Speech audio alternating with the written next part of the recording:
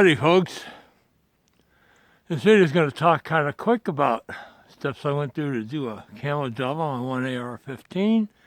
Yeah, I know there's a lot of these videos out there, but I figured I'd add to the knowledge base a bit, seeing that's how I learned to do it. So I ain't going to bore you with a whole lot of rattle can action, just showing you how I got from point A to point Z. So sit back and maybe you'll learn something. Well, here we have the start of the camo job. It's a Diamondback BB-15. She's got this green whatever finish on it. I'm going to pull the red dot and the foregrip off. Probably leave the bipod legs on, even though it's going to be kind of a pain, but they're even more of a pain to get on and off. So anyways, got to get this guy cleaned up, wiped down, and ready to start rocking and rolling.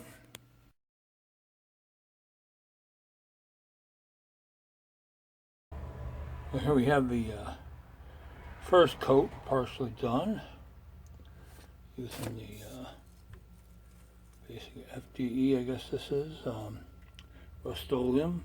Hand's starting to get a little funky, but I've had that one for a while. Hopefully it's going to make it through this process. So the other side's done. I just got to flip it over once this dries and finish it off. So onward and upward. And here we have the base coat done, pretty much.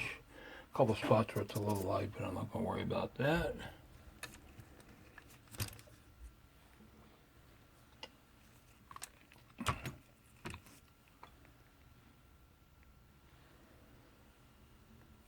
Yeah, it's upside down, I know.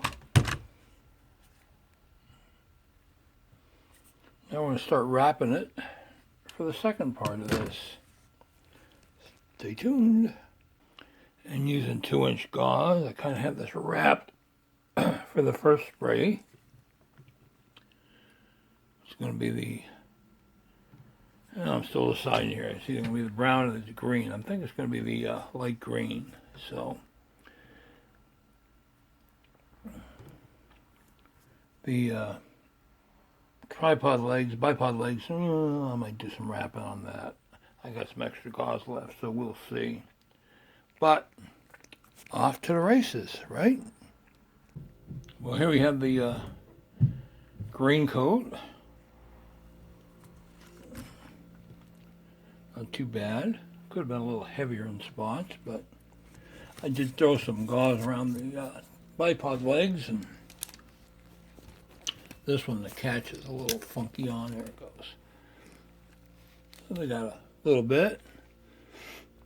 My fake can, in case you're wondering, it's not a real silencer. That's a GunTech muzzle brake. Looks like a silencer, but I'm sure I'll get some noise from the appropriate authorities over it. But I know for a fact it's not a silencer. So, anyways, next step: wrap in the other direction and hit it with the brown. And here we have it done with the brown. Not too bad. A couple spots where I was bleeding through the gauze, but that's alright. It's not going to hurt anything. Got a little more brown on the sides than maybe I would have liked, but didn't get enough on the muzzle device or the bipod legs. Well, a little bit more, but yeah, that will do. Sorry about the junk in the background. It's kind of my working area for shooting photos, but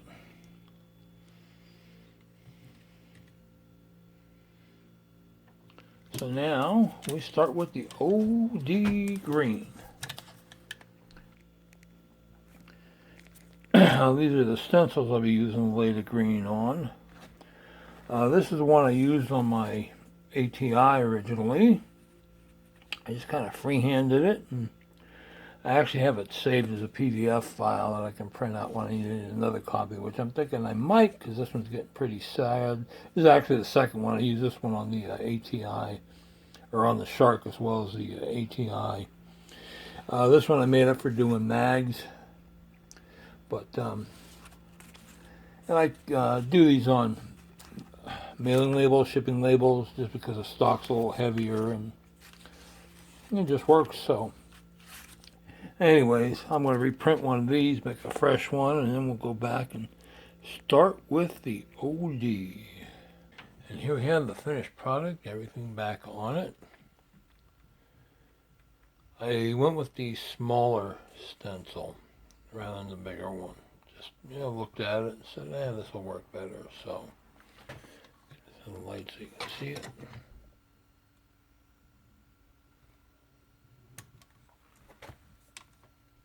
Now, there's one spot on the bipod there that some reason I missed. So I'll have to go take it out and touch it up real quick. But I think it came out pretty good overall. I also did some mags to match. I know it's been a little obsessive, but my gun, my game. I didn't paint the trigger, but what I did do was take a black permanent Sharpie and just kind of tone down the shininess, machining on it. So that'll probably wear, but we'll deal with it later. So next step's gonna be get this bad boy back out to the range and whatever. Oh, I don't know if I mentioned, but I also sprayed it with a clear matte finish. That does a couple things. Hopefully keeps the finish on better. It also seals in that dusty residue that the camo paint leaves. I did the mags, did the grip, didn't do the red dot or the sights with it. They don't get that much hanging on, but so anyways, I hope you like my little show and tell here, and see what I can come up for the next one.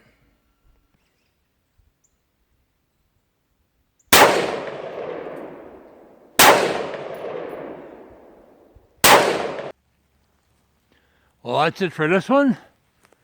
Like I said, I hope you learned something, and if this works out well enough, doesn't get banned by YouTube, well, I might be doing some others, so just stay tuned.